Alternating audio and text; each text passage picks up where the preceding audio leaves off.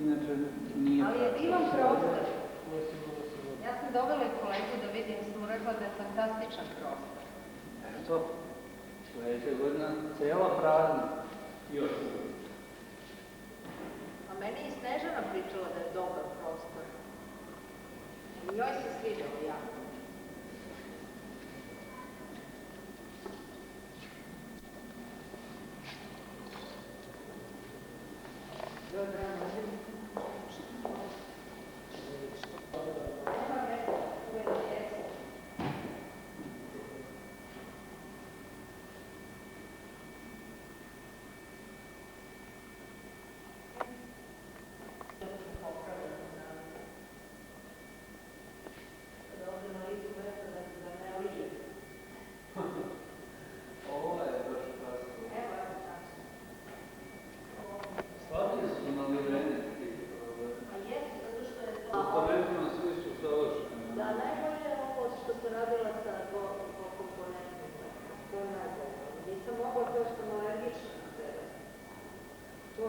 To možete testirati sebi.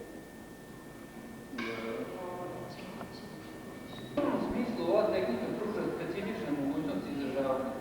Formalno gledajući, u pitanju je ravna polož osnove maltera po kojoj se interveniše obojnim komadićima kamena, stvoreći linearnu, arabeskovnu igru ili figurativno apstraktne sadržaje. Osobenost mozaika je u sporosti podvuka, izvestno je ograničenosti kolorita, tumo i draž, kao i razlapljenost ovo ćeš ih neće mati. Pisano je vrlo neobičajnim fontom, tako da je T i M i Š forma koja je za te prirode sa kamenom.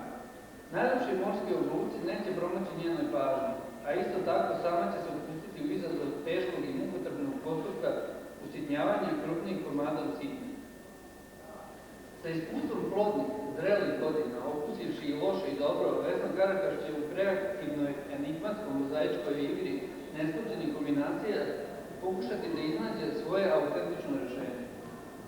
Pomoći će u tome prirodno obojni kamen u rasponu od belog do crno, poigraće se Vesna i sa mogućnošću maltera u svom stenju da iskoči u treću dimenziju.